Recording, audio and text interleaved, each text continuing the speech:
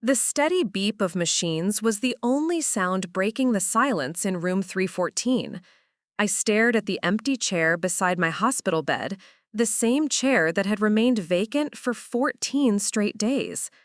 My name is Celeste, and at 32, I never imagined I'd be fighting for my life completely alone, abandoned by every single person who was supposed to love me unconditionally.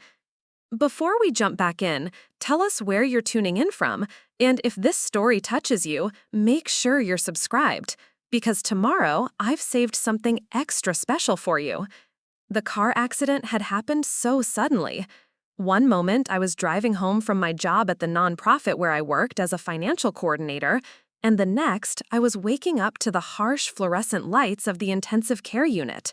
Multiple broken ribs, a punctured lung, internal bleeding, and a severe concussion that left me drifting in and out of consciousness for the first week.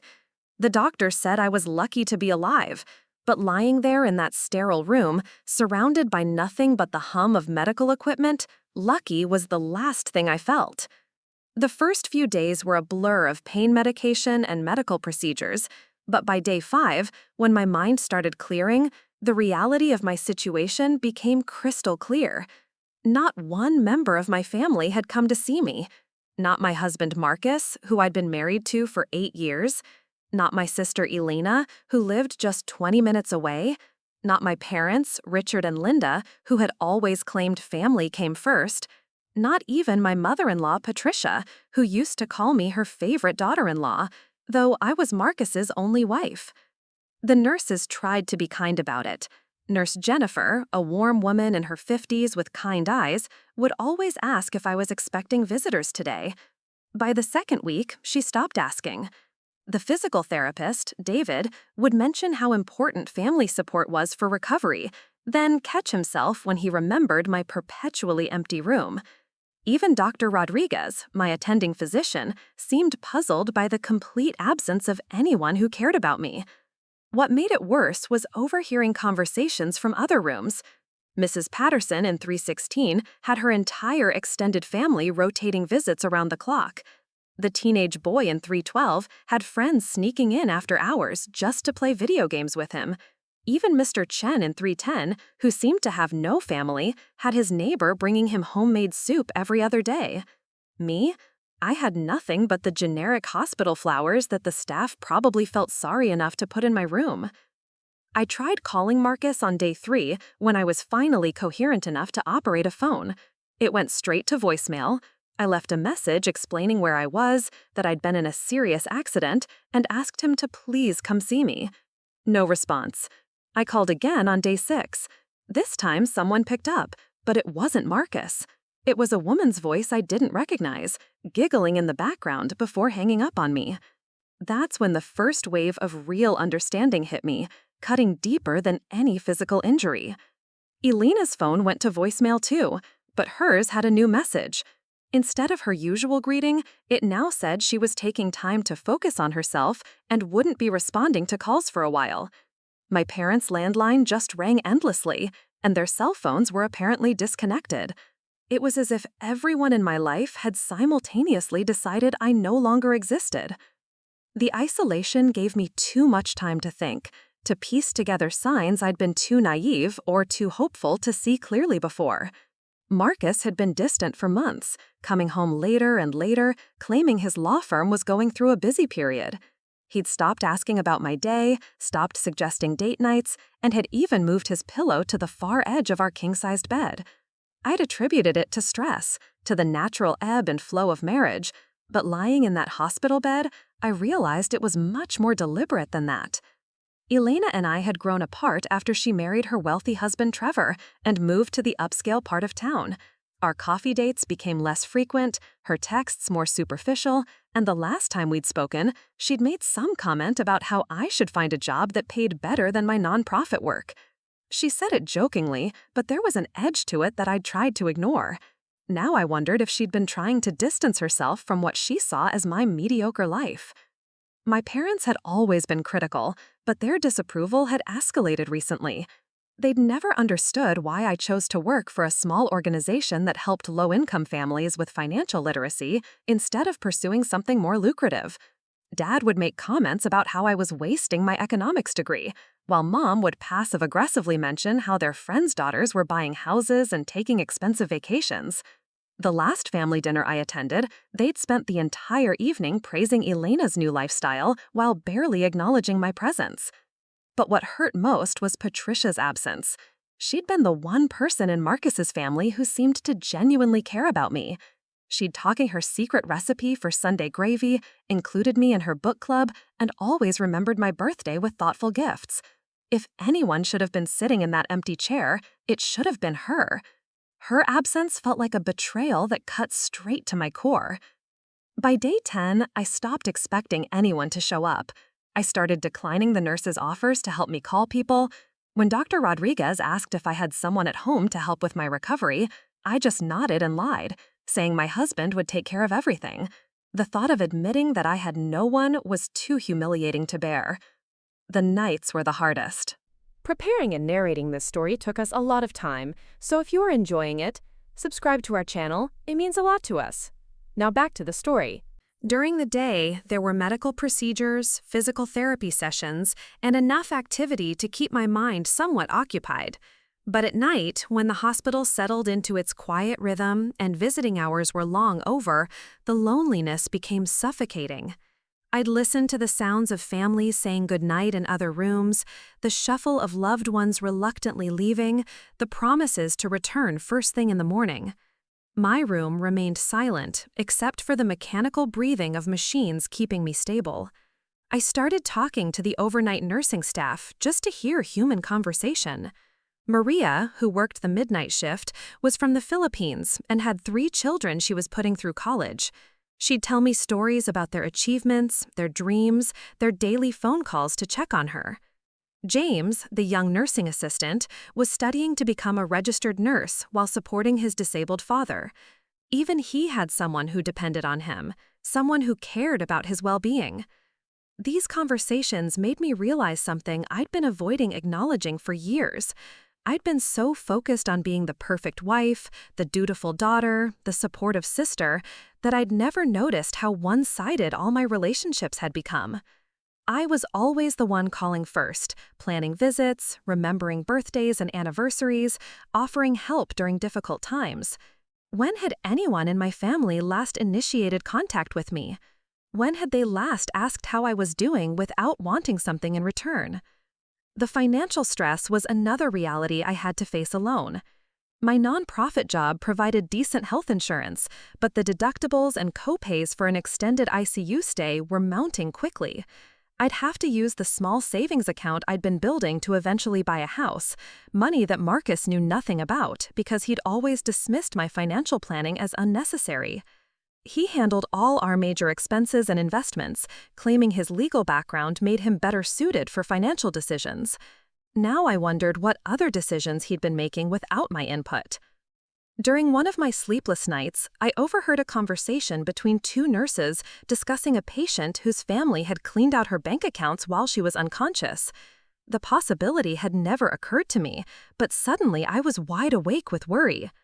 From my hospital bed, I managed to access my online banking through the tablet the hospital provided for patient entertainment. My individual savings account was untouched, but our joint checking account, where my paychecks were directly deposited, had been nearly emptied.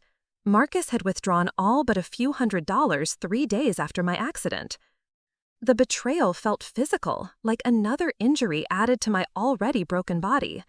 Not only had he abandoned me in my moment of greatest need, but he'd also stolen the financial security I'd worked so hard to build. I realized then that he'd probably been planning to leave me long before my accident. The crash had just given him the perfect opportunity to disappear without having to face a confrontation or explain himself. Sleep became impossible that night. I kept thinking about our house, wondering if Marcus was still living there or if he'd moved in with whoever had answered his phone. I thought about our shared belongings, our wedding photos, the garden I'd spent 3 years cultivating in our backyard. Were my things being thrown away or donated while I fought to recover? Was he telling people I'd left him, crafting some story that made him the victim instead of the husband who'd abandoned his wife in intensive care? The next morning brought Dr. Rodriguez for his daily check-in, but this time he seemed more serious than usual. He pulled up a chair next to my bed, something he'd never done before, and his expression was troubled. He asked about my support system again, but more directly this time. He wanted to know specifically about Marcus, about why my husband hadn't been to see me, about whether there were problems at home he should know about. I couldn't bring myself to tell him the complete truth. Instead, I said Marcus was dealing with his own health issues and couldn't travel. Dr. Rodriguez didn't seem convinced, but he didn't push. What he said next, however, changed everything. He told me that my recovery was progressing well enough that I could be discharged within the next few days, but only if I had someone at home who could provide adequate care and support. The panic that washed over me was immediate and overwhelming. I had no one to call, nowhere to go, and barely enough money left in my accounts to survive more than a few weeks. The house Marcus and I shared was in his name only, something I'd agreed to because his credit score was higher when we bought it. My name wasn't on the deed, the mortgage, or any of the utility accounts. Legally, I had no right to return to the home I'd lived in for 5 years. That afternoon, while I was supposed to be resting, I used the hospital's patient phone to start making calls I should have made years ago. First, I called my workplace to explain my situation. My supervisor, Janet, was shocked to learn about my accident, and even more shocked to discover that no one had thought to contact her as my emergency contact.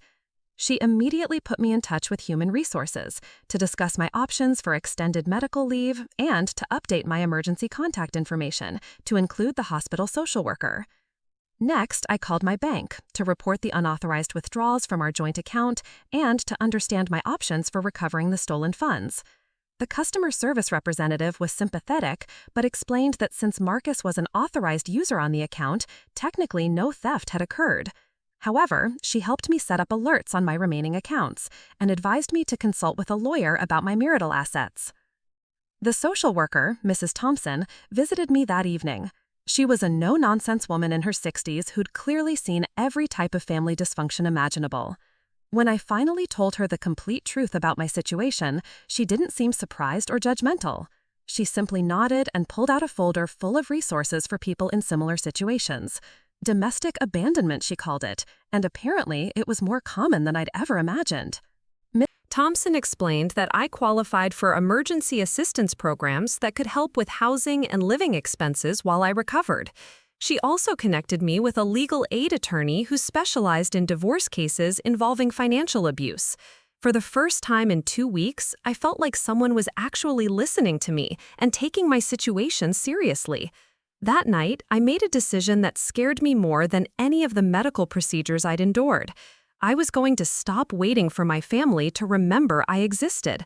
I was going to stop hoping that Marcus would realize his mistake and come rushing back with apologies and explanations. I was going to take control of my own life and build something better than what I'd lost. The next morning, I called Elena one more time. This time, she answered, but her voice was cold and distant. When I told her about the accident and my current situation, there was a long pause before she responded. Her words cut through me like ice. She said she'd heard about my problems with Marcus, that everyone knew he'd found someone better, and that I should probably just accept that and move on. She said she couldn't get involved in the drama because it might affect her social standing, and then she hung up without saying goodbye. The finality of that conversation was actually liberating. I'd been holding on to hope that there was some misunderstanding, some explanation that would restore my faith in the people I'd loved. Elena's callousness removed any doubt about where I stood in my family's priorities. I was completely, utterly alone, but at least now I knew it was true. Dr. Rodriguez returned later that day with better news about my medical progress, but continued concerns about my discharge planning. My lung had healed enough that I no longer needed intensive monitoring, and my other injuries were stable enough for outpatient care.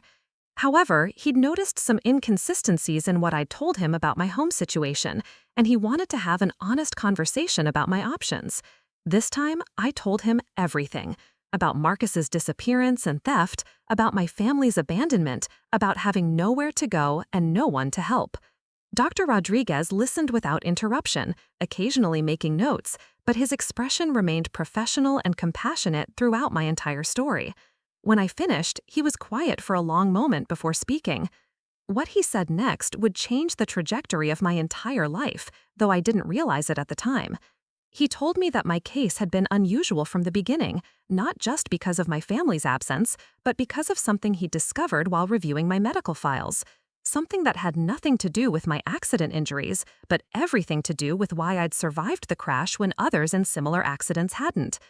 The preliminary blood work they'd done during my admission had revealed something unexpected in my genetic markers. Dr. Rodriguez explained that he'd been consulting with specialists about my results because they indicated I might be an ideal candidate for a groundbreaking medical research study. The study was looking for specific genetic profiles that showed resistance to certain types of cellular damage, and my blood work suggested I might possess exactly what they were looking for.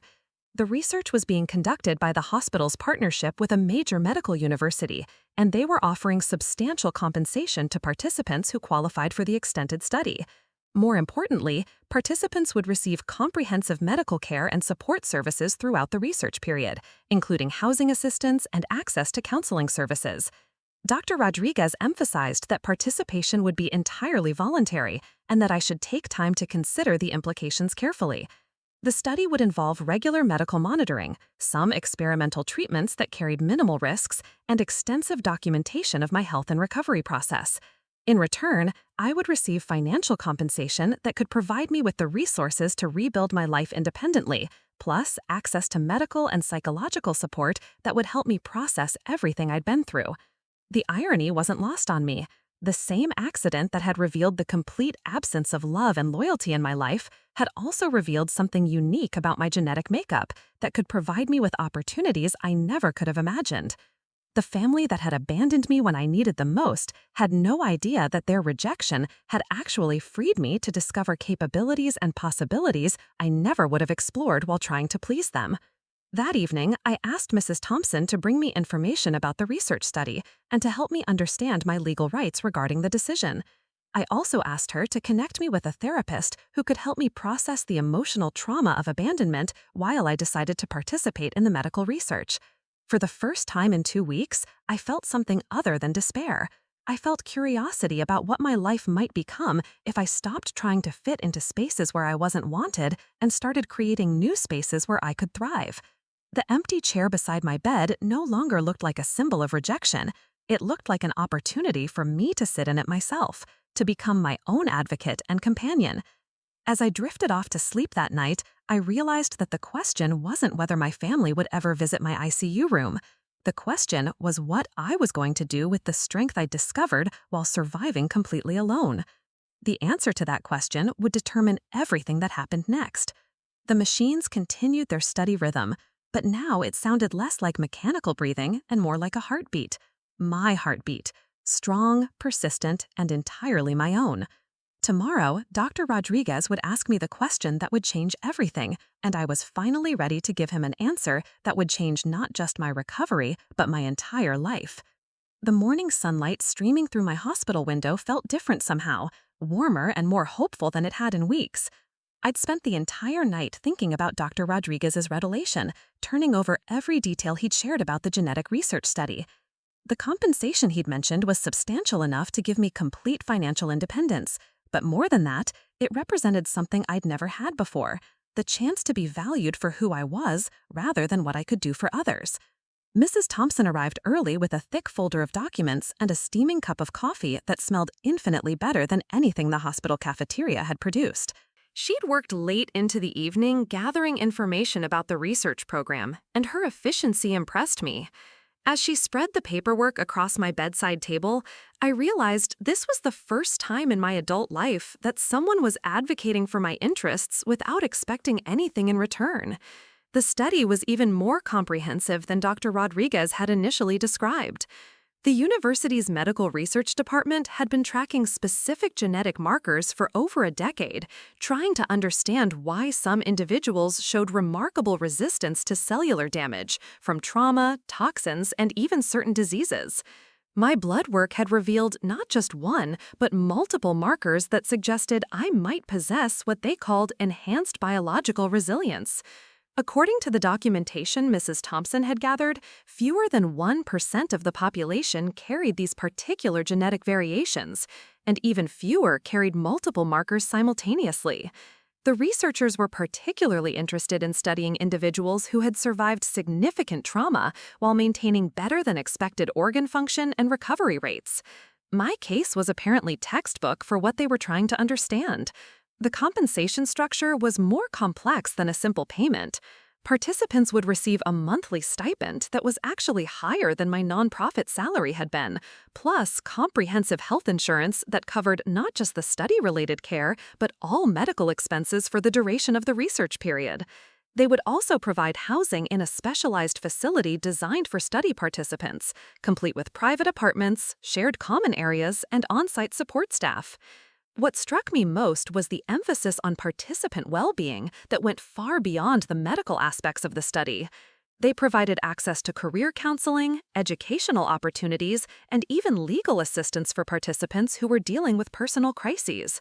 It was as if they understood that people who ended up in their study often came from situations where their support systems had failed them. Mrs. Thompson explained that I wouldn't be the only participant dealing with family abandonment. The research coordinator had mentioned that traumatic life events often revealed both genetic resilience and social isolation simultaneously.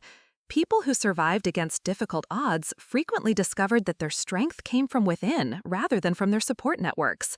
The study was designed to help participants harness that inner strength while building new, healthier connections with others. The legal aid attorney, Miss Patricia Chen, arrived around noon with news about my marital assets and options for divorce proceedings.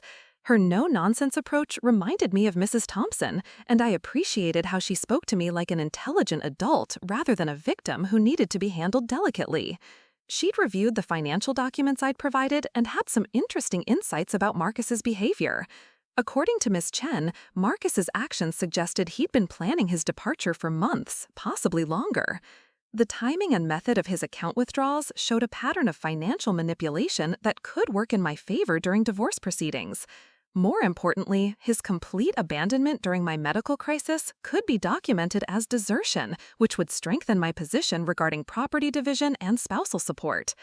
The house situation was more complicated than I'd initially understood.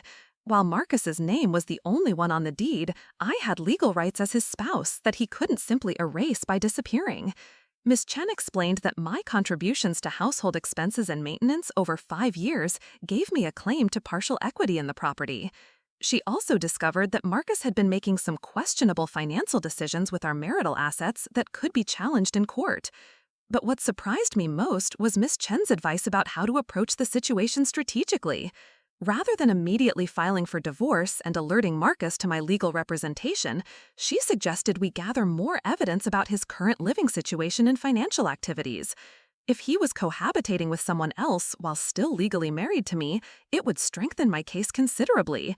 If he'd been hiding assets or income, we could potentially recover much more than just the money he'd stolen from our joint account. The research study timeline actually aligned perfectly with Ms. Chen's recommended legal strategy.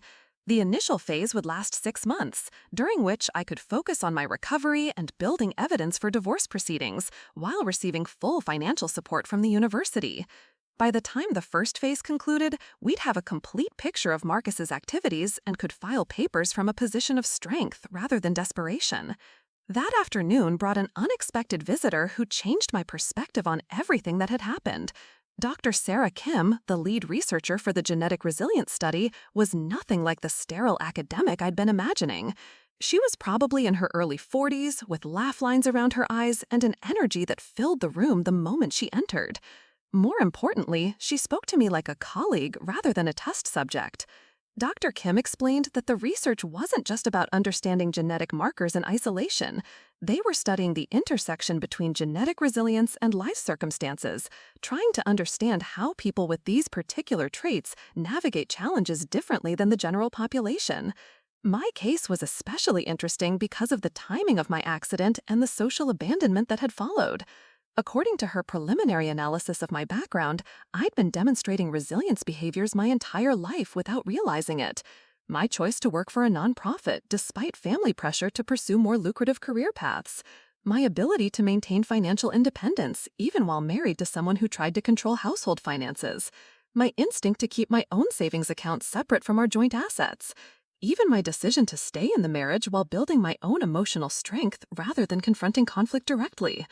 Dr. Kim theorized that people with my genetic profile often developed what she called adaptive survival strategies that looked like passivity to others but were actually sophisticated forms of self-preservation. We learned to survive in environments where direct confrontation would be counterproductive, building our strength quietly until we could emerge from difficult situations on our own terms. The way she described it made me reconsider my entire relationship with my family and Marcus.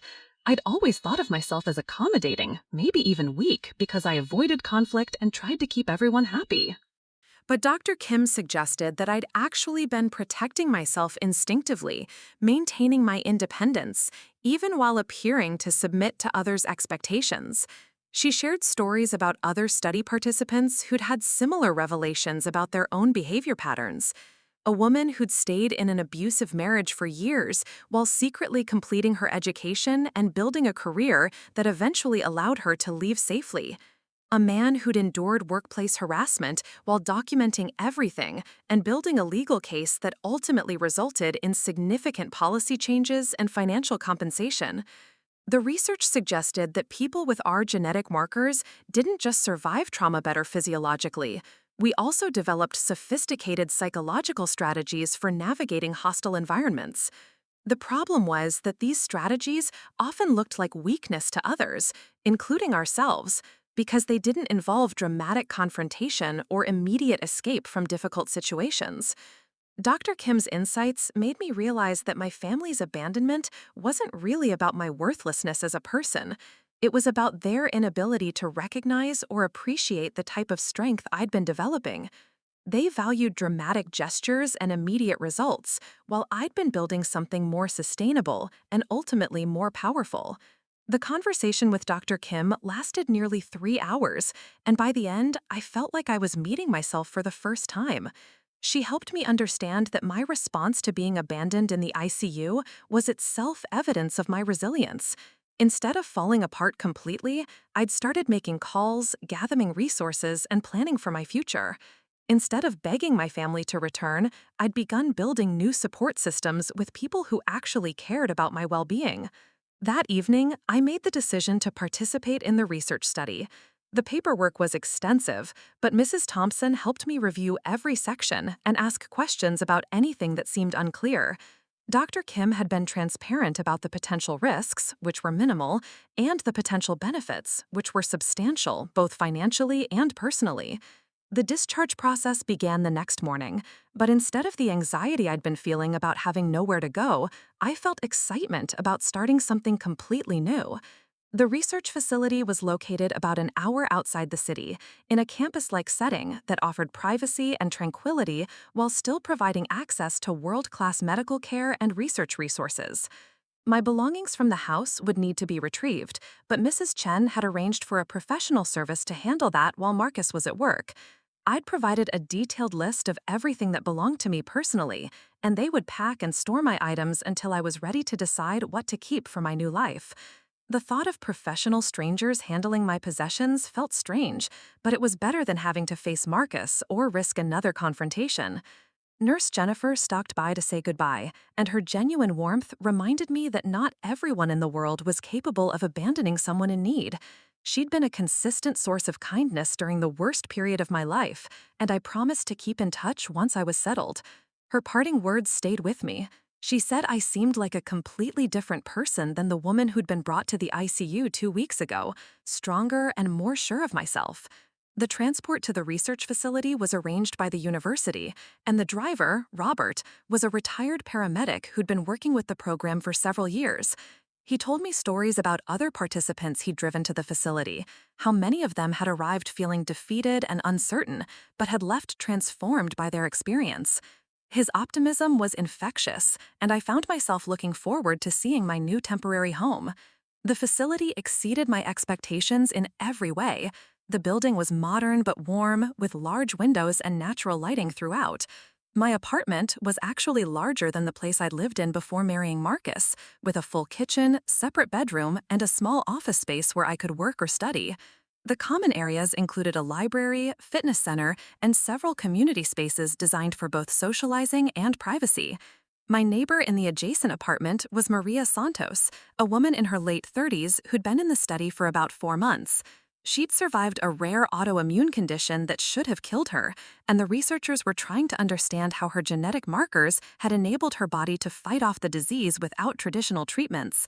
Maria had used her time in the study to complete an online master's degree program, and she was planning to start a consulting business when her participation ended. Maria's story gave me hope about what my own experience might become. She described how the research process had helped her understand not just her physical resilience, but her emotional and intellectual capabilities as well. The support services provided by the program helped her process the trauma of her illness and the relationships that had been damaged by her health crisis. More importantly, she'd discovered talents and interests she'd never had the opportunity to explore while dealing with constant medical appointments and family drama. The research schedule was manageable and actually quite interesting. 3 days a week, I would undergo various tests and procedures designed to understand how my body processes different types of stress and recovered from cellular damage. 2 days a week were reserved for psychological and cognitive assessments that explored how my mental resilience corresponded to my physical traits. The remaining time was mine to use however I chose, with access to all the facility's resources and support services. Dr. Kim introduced me to the rest of the research team, and I was impressed by their genuine interest in participant welfare. This wasn't just about collecting data. They were committed to helping each of us understand and develop our unique capabilities. The psychological support staff included specialists in trauma recovery, career counseling, and relationship building, all of whom were available to help participants process their experiences and plan for their futures. My first week at the facility was a whirlwind of assessments, paperwork, and orientation sessions. The medical tests were more comprehensive than anything I'd ever experienced, but they were conducted by professionals who explained each procedure and made sure I understood what they were learning about my body. The results were fascinating, even to me as a layperson. My cardiovascular system showed remarkable efficiency, with resting heart rate and blood pressure that suggested I could probably run marathons without training if I wanted to. My immune system markers indicated resistance to a wide variety of infections and diseases. Most surprisingly, my cognitive assessments revealed abilities I'd never recognized in myself, including exceptional pattern recognition and analytical thinking that had apparently been masked by years of focusing on emotional management rather than intellectual challenges. The psychological evaluations were more challenging because they required me to examine and discuss experiences I'd been avoiding for years. Dr. Linda Morrison, the trauma specialist, helped me understand that my family's treatment of me hadn't been normal or acceptable, even though I'd learned to adapt to it. She explained that children who grow up in emotionally hostile environments often develop hypervigilance and people-pleasing behaviors that can mask their actual personality and capabilities. Working with Dr. Morrison made me realize that I'd been living my entire adult life in a state of chronic stress, constantly monitoring other people's moods and adjusting my behavior to avoid conflict. This hyper-awareness had made me excellent at reading social situations and managing complex interpersonal dynamics, skills that could be incredibly valuable in the right environment. But it had also prevented me from developing my own interests and expressing my authentic personality. The career counselor, James Peterson, was particularly helpful in exploring how my background and newly understood capabilities might translate into professional opportunities. My experience at the nonprofit had given me skills in financial analysis, program management, and community outreach that were more transferable than I'd realized. Combined with my genetic markers and resilience profile, I might be an ideal candidate for roles in crisis management, organizational development, or even research coordination. James helped me understand that my instinct to work for a nonprofit rather than pursuing higher-paying corporate positions had actually been an expression of my values and capabilities rather than a lack of ambition. People with my type of resilience profile often gravitated towards service-oriented careers because we were naturally equipped to handle the emotional demands and complex problem-solving required in helping professions. But he also opened my eyes to possibilities I'd never considered. My analytical abilities and stress tolerance could make me valuable in high-level consulting, where companies needed people who could assess complex situations objectively and develop sustainable solutions. My experience navigating difficult family dynamics had given me insights into organizational dysfunction that could be incredibly valuable to businesses struggling with internal conflicts.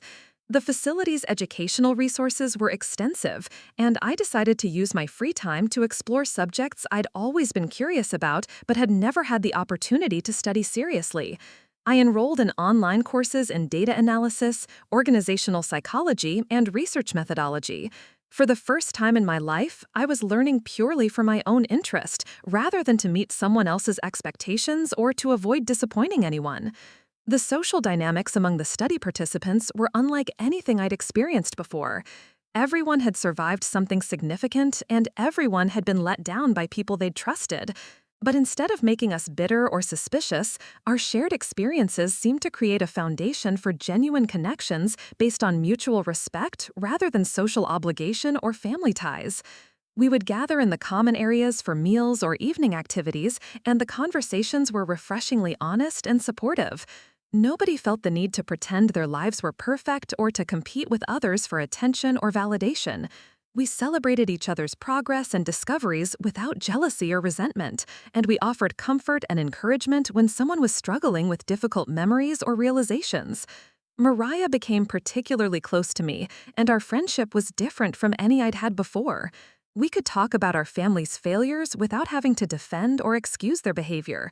We could discuss our career ambitions without worrying about seeming too ambitious or not ambitious enough.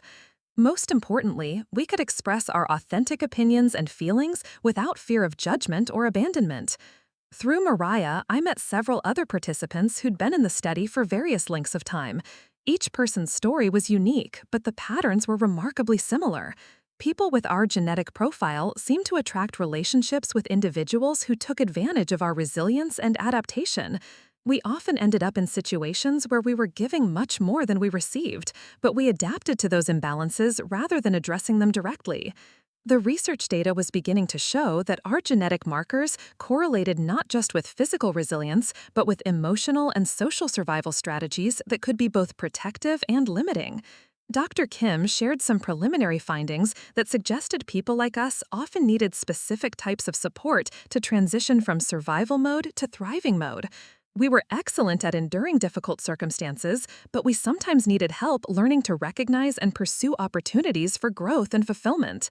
My first month at the facility flew by, and I began to understand why some participants chose to extend their stay beyond the minimum 6-month commitment.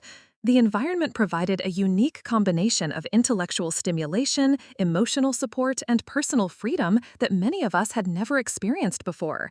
For the first time in my life, I woke up each morning excited about what the day might bring, rather than anxious about what might go wrong. The legal proceedings with Marcus were progressing exactly as Miss Chen had predicted. Her investigators had confirmed that he was living with another woman in a downtown apartment, and they'd discovered additional financial irregularities that strengthened my case considerably. He'd apparently been siphoning money from our joint accounts for months before my accident, building a separate nest egg that he'd planned to use for his new life. More importantly, Miss Chen had discovered that Marcus had told people at his law firm that I'd left him rather than the other way around. He'd been portraying himself as the abandoned husband whose wife had run off during a difficult time in their marriage. The investigators had documented his version of events through interviews with his colleagues, which would make it very difficult for him to claim that I'd been the one who'd abandoned the marriage.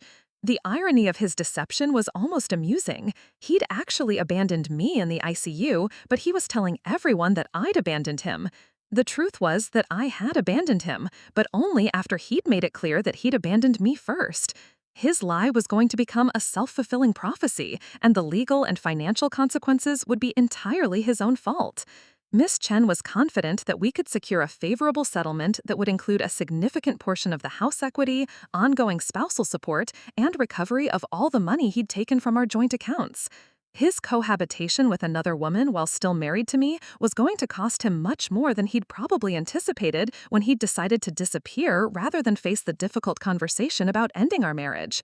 But the most satisfying aspect of the legal situation was that I no longer needed anything from Marcus to build the life I wanted.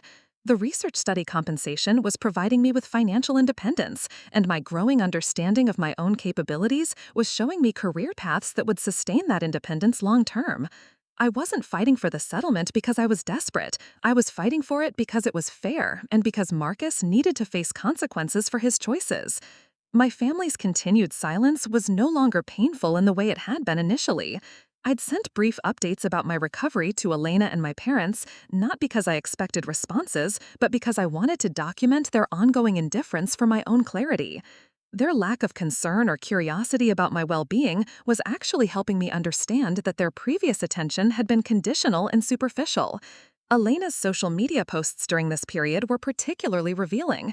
She was constantly sharing inspirational quotes about family loyalty and the importance of being there for the people you love, apparently without any awareness of the irony. Her Instagram feed was full of pictures from charity events and family gatherings that emphasized her image as a caring, generous person.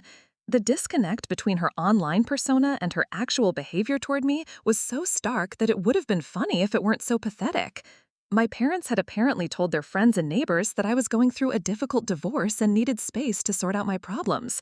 This was technically true, but it completely omitted their role in abandoning me during the medical crisis that had triggered everything else. They were managing their own image and reputation while completely ignoring my actual needs or well-being. Elena's social media posts during this period were particularly revealing. She was constantly sharing inspirational quotes about family loyalty and the importance of being there for the people you love, apparently without any awareness of the irony.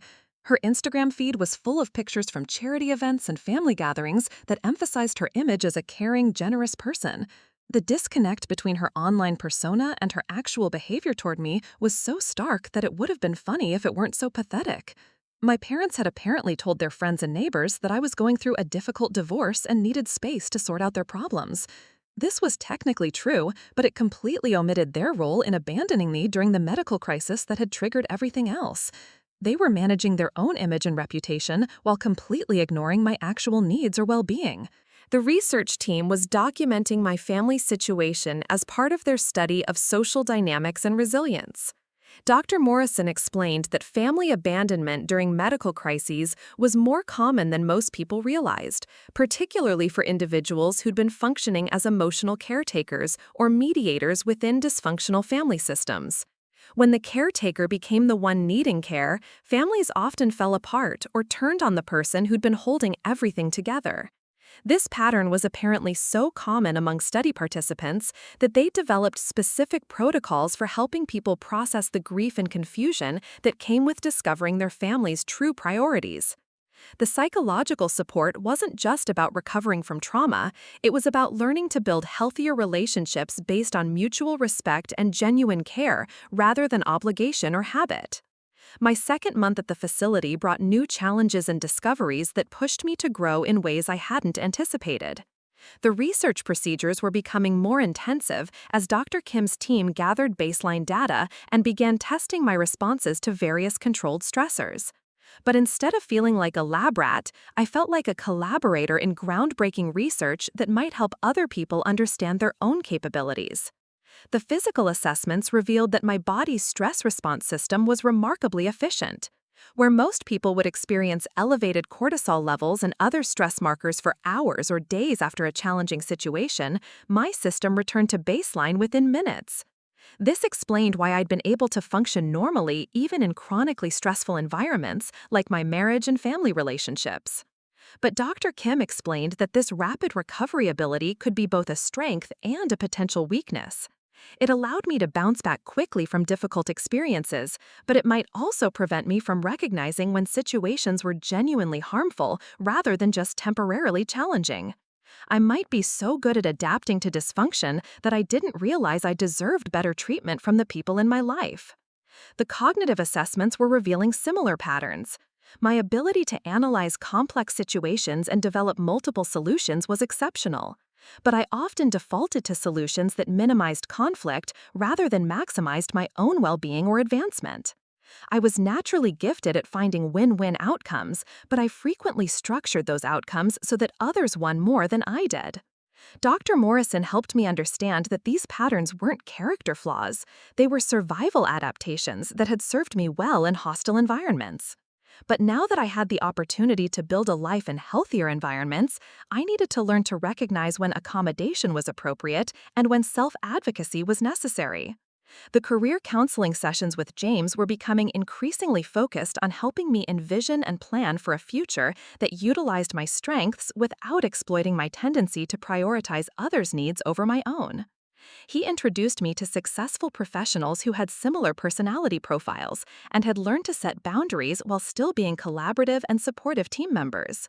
One of these mentors was Dr. Rachel Thompson, a former study participant who'd used her experience to transition from a corporate job where she'd been overworked and undervalued to a consulting career where her analytical skills and emotional intelligence were highly sought after by major organizations. She specialized in helping companies navigate crisis situations and organizational change, work that required exactly the type of resilience and adaptability that people like us possessed naturally. Dr. Thompson's career path was inspiring, but what impressed me most was how she'd learned to structure her professional life to support her well-being rather than drain it. She worked with clients who valued her expertise and treated her with respect. She set clear boundaries about project timelines and communication expectations. Most importantly, she'd built a business model that allowed her to choose her clients based on alignment with her values rather than financial desperation. She offered to mentor me as I developed my own post-study career plan, and her guidance was invaluable in helping me understand how to translate my research experience and newfound self-awareness into marketable professional skills. The combination of my nonprofit background, genetic research participation, and psychological insights into resilience and adaptation could make me uniquely qualified for consulting work with organizations facing significant challenges or transitions. But beyond the career possibilities, Dr. Thompson's mentorship helped me understand what healthy professional relationships could look like.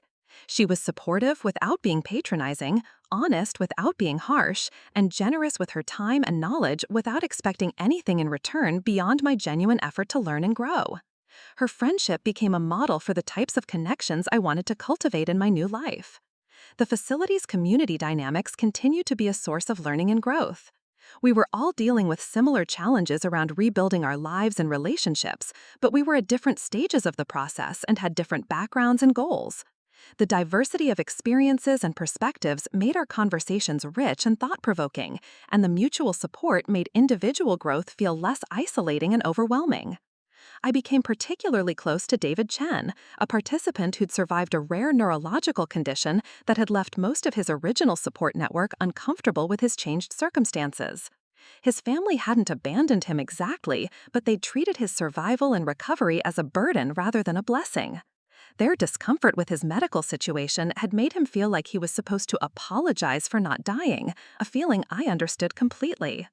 David's background was in software engineering, and he'd been using his time in the study to develop applications that could help other people navigate medical and family crises more effectively. His work was brilliant and potentially very valuable commercially, but he was struggling with the same self-advocacy challenges that I was facing. He had incredible ideas and skills, but he instinctively underpriced his work and over-delivered for clients who didn't fully appreciate his contributions. Our friendship became a kind of mutual mentoring relationship where we helped each other recognize patterns and develop strategies for valuing ourselves appropriately. We practiced having difficult conversations, setting boundaries, and asking for what we needed without feeling guilty or apologetic. These skills felt completely foreign at first, but they became more natural with practice and support. The research data was providing fascinating insights into the neurological and psychological mechanisms that supported our resilience. Dr. Kim's team had identified specific brain regions that showed unusual activity patterns in people with our genetic profile. Areas associated with threat assessment and stress response were highly developed, which explained our ability to remain calm and analytical during crises that might overwhelm other people. But the same neurological patterns that made us excellent at crisis management might also make us less sensitive to lower-level warning signals that could help us avoid problems before they became crises. We were like smoke detectors calibrated for major fires that might not sound alerts for smoldering problems that could be addressed more easily with early intervention. This research was helping me understand why I'd stayed in my marriage so long, despite clear signs that Marcus was becoming increasingly disengaged and disrespectful. The problems hadn't triggered my crisis response systems because they developed gradually and hadn't posed immediate threats to my safety or survival. By the time the situation had deteriorated enough to activate my stronger response mechanisms, Marcus had already been planning his exit for months. Dr. Morrison was helping me develop new awareness skills that could help me recognize and respond to relationship problems before they reached crisis levels. This involved learning to pay attention to subtle changes in communication patterns, emotional availability, and mutual respect that might signal developing problems. It also involved trusting my instincts about people's character and motivations, rather than always giving them the benefit of the doubt. These new skills felt uncomfortable at first because they required me to be more judgmental and less accommodating than I'd been trained to be. But Dr. Morrison explained that healthy boundaries required the ability to make accurate assessments about people's intentions and capabilities. Being too trusting wasn't a virtue, it was a liability that could prevent me from protecting my own well-being and achieving my goals. The legal resolution with Marcus came sooner than expected and was more favorable than Miss Chen had initially predicted. His attempts to hide assets had backfired spectacularly when the investigators discovered that some of his financial maneuvers had been illegal rather than just unethical. His law firm was facing potential disciplinary action, and Marcus was suddenly very motivated to settle our divorce quickly and quietly. The final settlement gave me more than half of our marital assets, including enough money to buy my own home when I was ready, plus ongoing spousal support for 3 years that would provide financial security while I established my new career. More importantly, Marcus had been forced to acknowledge legal responsibility for deserting the marriage, which meant I had documented proof that his version of events was false. Miss Chen delivered this news with barely concealed satisfaction, and she mentioned that Marcus's attorney had seemed genuinely shocked by the extent of his client's deception. Apparently, Marcus had told his lawyer the same story he'd told his colleagues about me abandoning him, and discovering the truth about his behavior during my ICU stay had seriously damaged his credibility and negotiating position. The settlement also included agreements about our shared social circles and mutual acquaintances. Marcus was prohibited from spreading false information about our marriage or divorce, and he was required to correct any previous misstatements he'd made about my role in our separation. This wouldn't undo the damage to some relationships, but it would prevent him from continuing to manipulate the narrative to protect his own reputation. Most satisfying was learning that his relationship with the woman he'd left me for was already showing signs of strain. According to the investigators, she'd been expecting him to leave his wife for her and had been pressuring him to make the divorce proceedings move faster. When she'd learned that he'd actually abandoned me in a hospital and stolen money from our joint accounts, she'd apparently begun questioning his character and reliability. The settlement was finalized during my 3rd month at the research facility, and the timing was perfect. I was making significant progress in understanding my capabilities and developing plans for my future, but I wasn't ready to leave the supportive environment of the study program. The financial security from the divorce settlement meant I could focus entirely on personal growth and career development without worrying about immediate survival needs. Dr. Kim's team was beginning to share some of their preliminary findings with the broader medical research community, and my case was apparently generating significant interest among other researchers. My combination of genetic markers, trauma survival, and social resilience was rare enough to be valuable for multiple ongoing studies. They were asking if I'd be interested in participating in additional research projects that could extend my time at the facility and additional compensation. The opportunity to contribute to multiple research projects was appealing both intellectually and financially, but more importantly, it would give me additional time to develop my skills and plan my transition to independent life. I was beginning to understand that my experience at the facility wasn't just about recovery from trauma. It was about discovering and developing potentials that had been suppressed by years of focusing on survival rather than growth. My family's continued silence had become almost amusing rather than hurtful. I'd stopped sending them updates, not out of anger, but out of recognition that they were genuinely not interested in my well-being or achievements. Their indifference was actually a gift because it freed me from the obligation to consider their opinions or reactions as I made decisions about my future. The transformation in my daily experience was remarkable. I woke up each morning with energy and curiosity rather than anxiety about what problems I might need to solve or what conflicts I might need to manage. My conversations were about ideas and possibilities rather than damage control and crisis management. My time was spent learning and growing rather than accommodating and adapting to other people's dysfunction. The research facility had become more than a temporary home. It had become a laboratory for discovering who I could be when I wasn't constantly managing other people's emotions and expectations. The woman I was becoming was stronger, smarter, and more ambitious than I'd ever imagined possible. And this was only the beginning of what I would learn about myself and what I could accomplish when I was finally free to focus on my own potential rather than everyone else's problems. As my 4th month at the facility began, I realized that the question Dr. Rodriguez had asked me was continuing to unfold in ways I couldn't have anticipated. He'd asked what I was going to do with the strength I'd discovered while surviving completely alone, and every day was revealing new possibilities for that answer. The empty chair in my ICU room had been the beginning of the most important journey of my life, and I was just getting started. 6 months had passed since Dr. Rodriguez first mentioned the research study, and I was preparing for what would be the most important presentation of my life. The medical conference where I would be sharing my story and the preliminary research findings was just 3 weeks away, and the anticipation felt entirely different from any nervousness I'd experienced before. This wasn't the anxious energy of someone trying to avoid disappointing others. It was the focused excitement of someone who had something valuable to contribute. The research team had spent months analyzing not just my genetic markers and physiological responses, but also documenting my psychological transformation and social recovery. My case had become a comprehensive study of how genetic resilience could be activated and amplified through proper support systems and environmental changes. The data showed remarkable improvements across every measurable category, from stress hormone regulation to cognitive performance to social relationship quality. Dr. Kim had invited me to co-author the paper that would be presented at the conference, making me not just a research subject, but a genuine collaborator in advancing medical understanding of trauma recovery and human resilience. The opportunity was unprecedented for someone without formal medical training, but my unique perspective as both subject and survivor brought insights that purely academic researchers couldn't provide.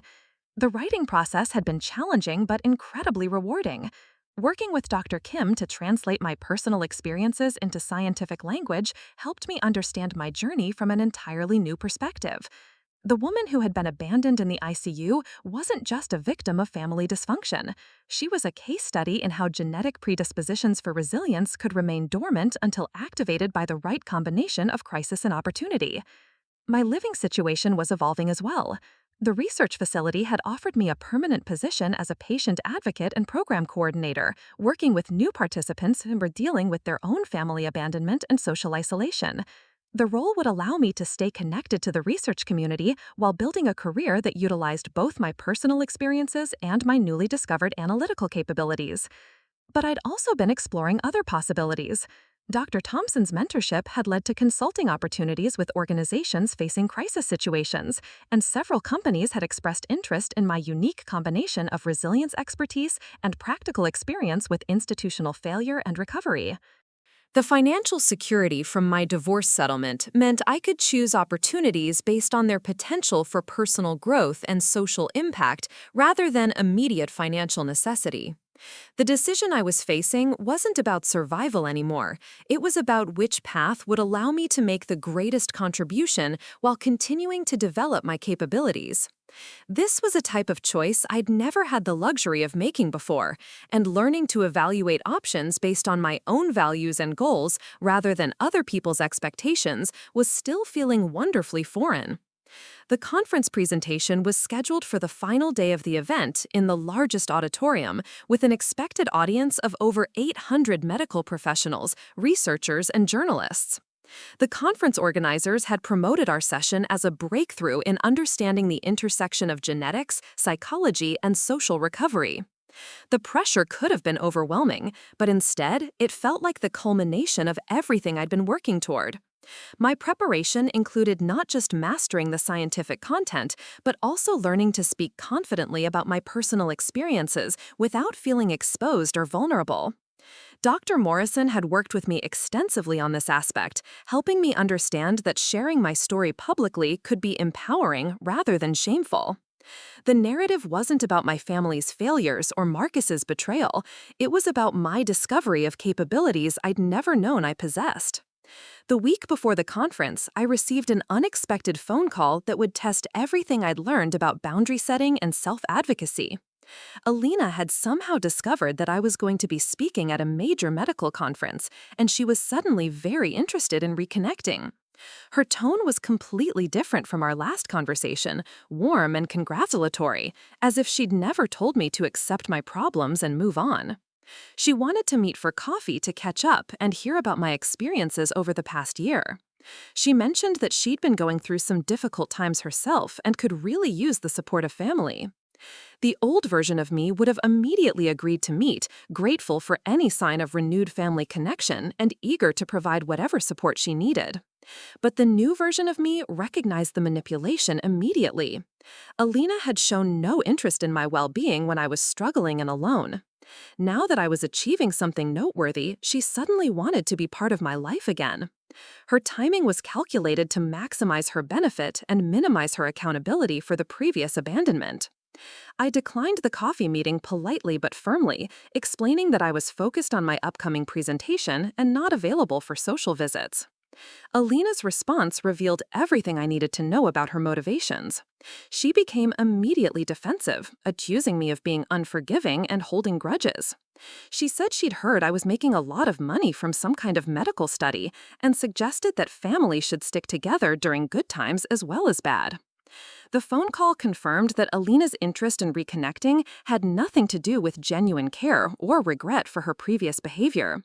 She saw my success as something she might be able to benefit from, either financially or socially.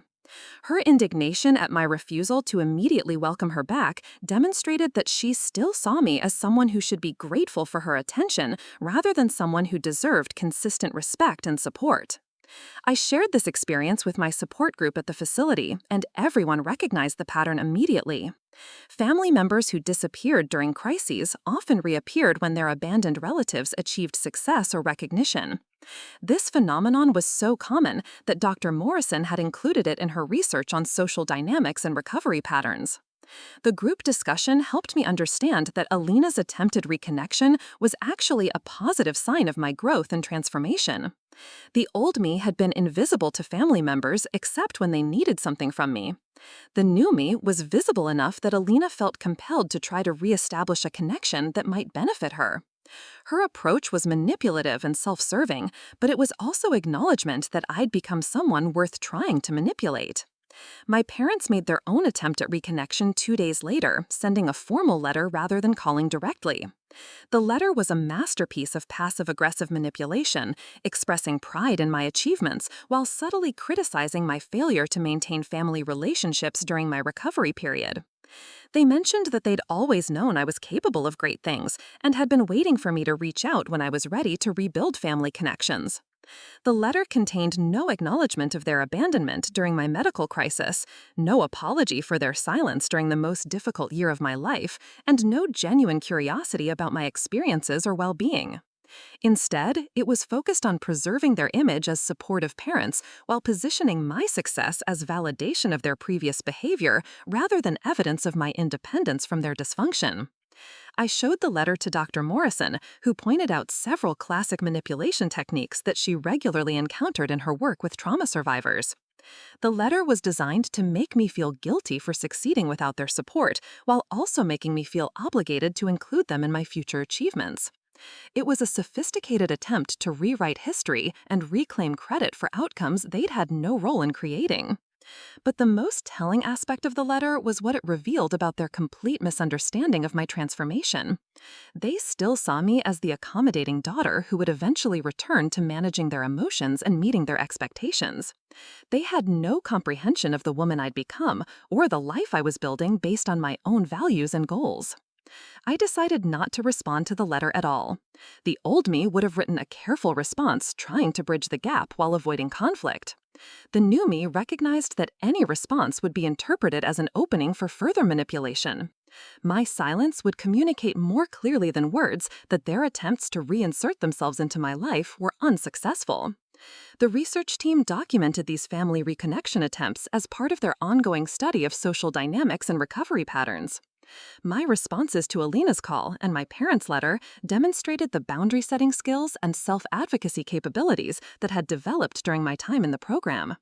The data would help future researchers understand how people with genetic resilience markers could learn to protect their progress from people who might try to undermine it. Marcus also made an attempt to contact me directly, despite the legal agreements that were supposed to prevent such communication. He sent a message through social media congratulating me on my upcoming conference presentation and suggesting that we might be able to maintain a friendship now that our divorce was finalized. His message included references to good times we'd shared and expressed regret that our marriage hadn't worked out. The message was clearly crafted to test my boundaries and possibly to gather information about my current circumstances. There was no genuine apology for his abandonment or acknowledgement of the harm his behavior had caused. Instead, he was positioning himself as someone who'd been supportive of my growth and success, completely rewriting the history of our relationship and separation. I forwarded the message to Miss Chen, who confirmed that it violated our settlement agreement and could result in additional legal consequences for Marcus if he continued attempting contact. She also pointed out that his sudden interest in maintaining a connection suggested he was probably experiencing consequences from his previous behavior that he was hoping to mitigate through association with my success. I declined the coffee meeting politely but firmly, explaining that I was focused on my upcoming presentation and not available for social visits. Alina's response revealed everything I needed to know about her motivations. She became immediately defensive, accusing me of being unforgiving and holding grudges. She said she'd heard I was making a lot of money from some kind of medical study and suggested that families should stick together during good times as well as bad. The phone call confirmed that Alina's interest in reconnecting had nothing to do with genuine care or regret for her previous behavior. She saw my success as something she might be able to benefit from, either financially or socially. Her indignation at my refusal to immediately welcome her back demonstrated that she still saw me as someone who should be grateful for her attention rather than someone who deserved consistent respect and support.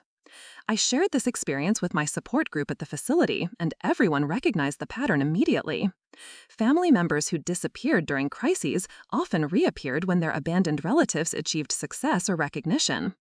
This phenomenon was so common that Dr. Morrison had included it in her research on social dynamics and recovery patterns. The group discussion helped me understand that Alina's attempted reconnection was actually a positive sign of my growth and transformation. The old me had been invisible to family members except when they needed something from me. The new me was visible enough that Alina felt compelled to try to reestablish a connection that might benefit her. Her approach was manipulative and self-serving, but it was also acknowledgement that I'd become someone worth trying to manipulate. My parents made their own attempt at reconnection 2 days later, sending a formal letter rather than calling directly. The letter was a masterpiece of passive-aggressive manipulation, expressing pride in my achievements while subtly criticizing my failure to maintain family relationships during my recovery period. They mentioned that they'd always known I was capable of great things and had been waiting for me to reach out when I was ready to rebuild family connections. The letter contained no acknowledgement of their abandonment during my medical crisis, no apology for their silence during the most difficult year of my life, and no genuine curiosity about my experiences or well-being. Instead, it was focused on preserving their image as supportive parents while positioning my success as validation of their previous behavior rather than evidence of my independence from their dysfunction. I showed the letter to Dr. Morrison, who pointed out several classic manipulation techniques that she regularly encountered in her work with trauma survivors. The letter was designed to make me feel guilty for succeeding without their support, while also making me feel obligated to include them in my future achievements. It was a sophisticated attempt to rewrite history and reclaim credit for outcomes they'd had no role in creating. But the most telling aspect of the letter was what it revealed about their complete misunderstanding of my transformation. They still saw me as the accommodating daughter who would eventually return to managing their emotions and meeting their expectations. They had no. The timing of all these reconnection attempts was clearly related to the publicity surrounding the upcoming conference presentation. My story was being featured in several medical journals and news articles as an example of breakthrough research in genetic resilience and trauma recovery. The attention was bringing recognition not just to the research, but to my personal transformation and achievements. But instead of feeling validated by their sudden interest, I felt sad for the people who'd been so focused on their own needs and image that they'd missed the opportunity to be part of something genuinely meaningful. Their attempts to reconnect were focused on associating themselves with my success rather than understanding or supporting my journey. They wanted credit for outcomes they'd actively opposed through their abandonment and criticism. The final week before the conference was intensive but exciting. Dr. Kim and I rehearsed our presentation multiple times, refining the balance between scientific rigor and personal narrative that would make the research accessible and compelling to our diverse audience. My role was to provide the human context that brought the genetic and psychological data to life, showing how abstract research findings translated into real-world transformation and recovery. The media attention was more extensive than I'd anticipated. Several news outlets wanted to interview me about my experiences, focusing on the family abandonment angle as much as the genetic research breakthrough. I was careful to keep these interviews focused on the broader implications of the research rather than the specific details of my personal situation. But the interest demonstrated that my story resonated with people who'd experienced similar betrayals and recoveries. Dr. Thompson helped me prepare for the media aspects of the conference, teaching me how to stay focused on my key messages and avoid getting drawn into sensationalized discussions about family dysfunction or personal drama. The goal was to use my platform to advance understanding of resilience and recovery rather than to settle scores or seek sympathy for past mistreatment. The morning of the presentation, I woke up feeling calm and focused rather than nervous or anxious. The woman who'd been abandoned in the ICU 18 months earlier would have been paralyzed by the thought of speaking to hundreds of medical professionals about her personal experiences. The woman I'd become was energized by the opportunity to contribute something valuable to the scientific community and to help other people understand their own potential for recovery and growth. The auditorium was packed beyond capacity, with people standing along the walls and streaming the presentation online. Dr. Kim introduced the research context and methodology before inviting me to share my personal perspective on the transformation process. The moment I stepped to the podium felt like the culmination of everything I'd been working toward. I began by describing the woman who'd been brought to the ICU after the car accident, someone who'd spent her entire life accommodating other people's dysfunction while suppressing her own capabilities and ambitions. I explained how the complete abandonment by family and spouse had initially felt like confirmation of my worst fears about my own worthlessness, but had ultimately become the catalyst for discovering strengths I'd never known I possessed. The audience was completely engaged as I described the process of recognizing that my accommodating behaviors weren't character weaknesses, but sophisticated survival strategies that had protected me in hostile environments. I shared how the research program helped me understand that people with genetic resilience markers often developed psychological patterns that looked like passivity but were actually forms of strategic adaptation. Most importantly, I explained how the supportive environment of the research facility had allowed me to transition from survival mode to growth mode, discovering intellectual capabilities, leadership potential, and relationship skills that had been masked by years of crisis management and conflict avoidance. The transformation wasn't just about recovering from trauma, it was about activating potentials that had remained dormant under adverse conditions. The questions from the audience were thoughtful and engaged, focusing on both the clinical implications of the research and the broader applications for understanding human resilience and recovery potential. Several audience members shared their own experiences with patients who'd shown similar patterns of hidden capabilities that emerged only after their social support systems had failed or changed dramatically. The response to our presentation was overwhelming. We received invitations to present the research at additional conferences and universities. Medical journals expressed interest in publishing expanded versions of our findings. Most significantly, several research institutions wanted to collaborate on extending the study to include larger populations and longer-term follow-up data. But the most meaningful responses came from individuals who approached me after the presentation to share their own stories of family abandonment and personal transformation. Healthcare professionals, researchers, and even some conference attendees had experienced similar patterns of betrayal followed by unexpected growth and capability development. My story had given them language and context for understanding their own experiences. One conversation particularly stood out. Dr. Margaret Foster, a department head at a major medical center, told me that she'd been abandoned by her family during her residency training when they'd decided her career ambitions were too demanding and unfeminine. She'd spent 20 years building a successful career while believing that her family's rejection reflected her own failings as a daughter and sister. Our research had helped Dr. Foster understand that her family's inability to support her ambitions said nothing about her worth as a person and everything about their own limitations and insecurities. She thanked me for providing scientific validation for what she'd suspected but never been able to articulate, that some people's strength threatens others who haven't developed their own resilience capabilities. The conference concluded with offers for ongoing collaboration and speaking opportunities that could establish me as a recognized expert in resilience research and trauma recovery. The career possibilities were more extensive than anything I'd imagined when I'd first agreed to participate in the study.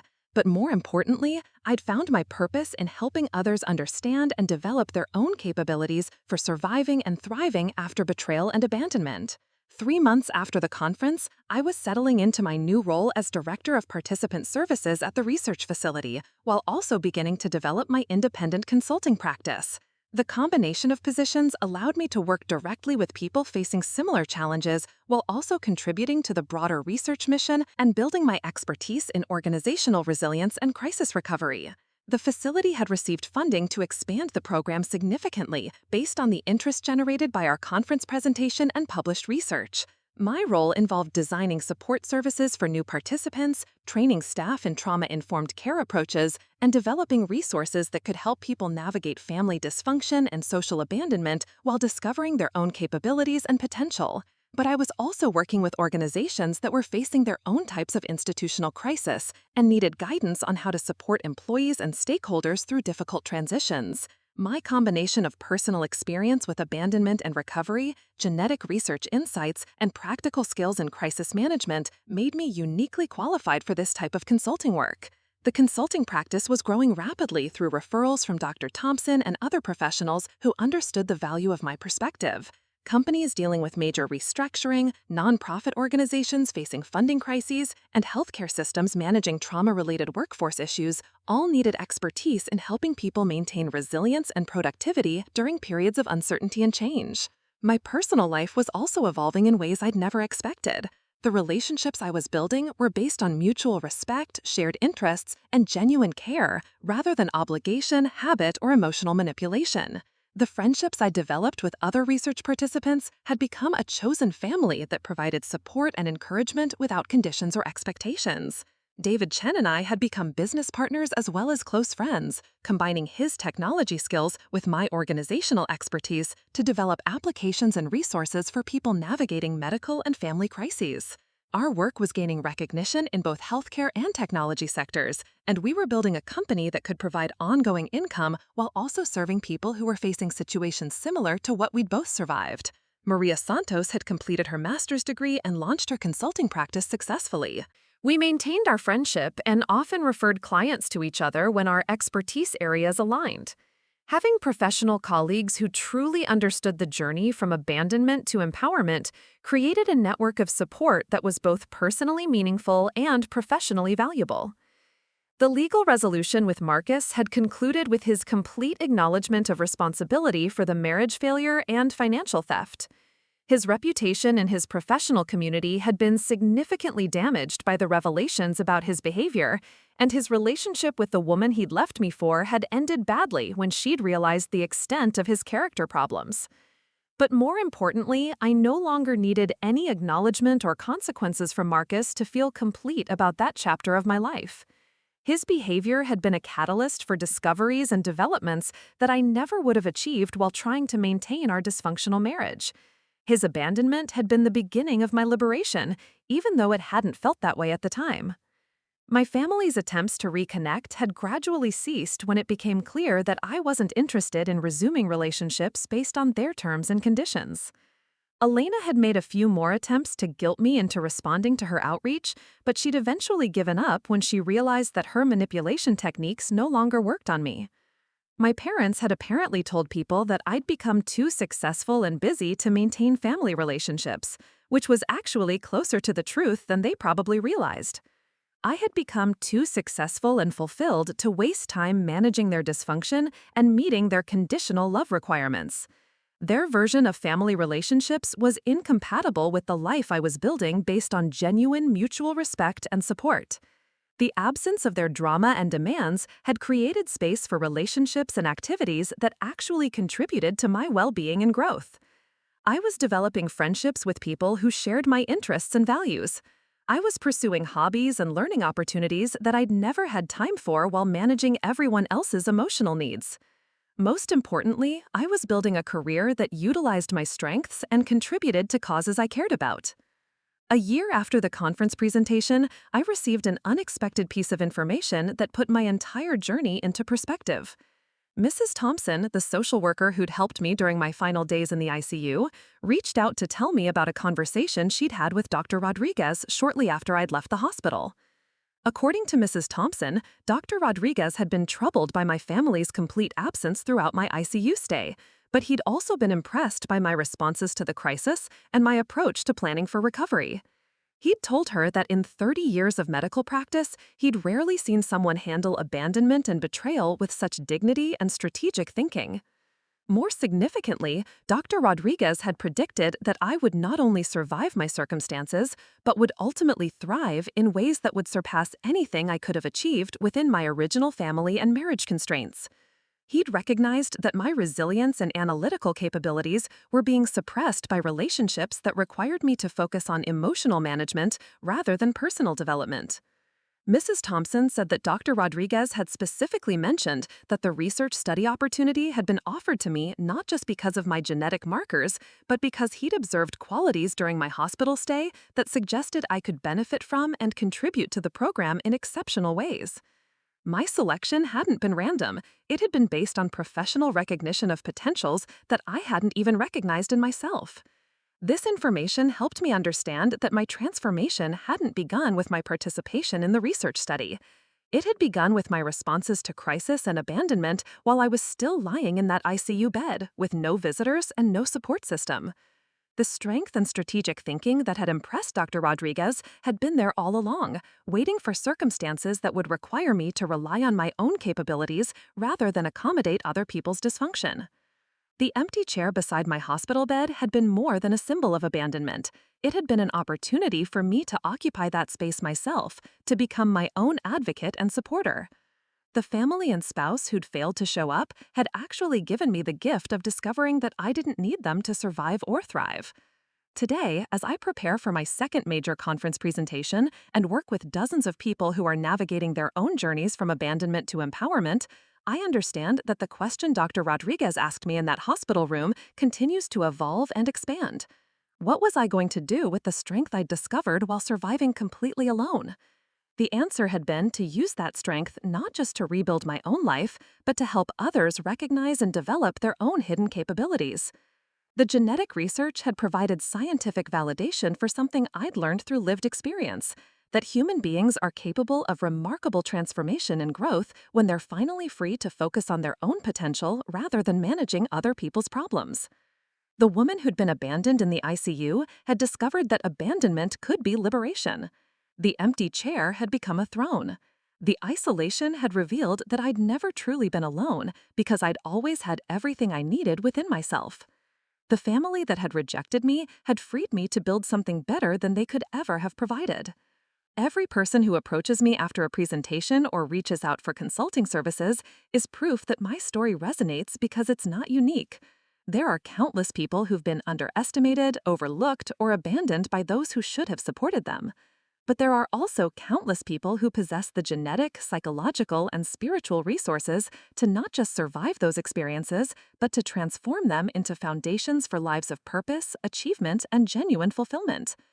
The research continues, the consulting practice grows, and new opportunities emerge regularly. But the most important outcome of my journey isn't professional success or financial security. It's the knowledge that I am exactly who I was meant to be, living exactly the life I was meant to live, surrounded by people who see and value my authentic self, rather than some diminished version designed to make others comfortable. The ICU room that held nothing but machines and silence for 2 weeks had become the birthplace of a life more meaningful and fulfilling than anything I could have imagined, while I was trying to earn love from people who were incapable of giving it. Sometimes the greatest gift we can receive is the discovery that we don't need the things we thought we couldn't live without. Up next, you've got 2 more standout stories right on your screen. If this one hit the mark, you won't want to pass these up. Just click and check them out.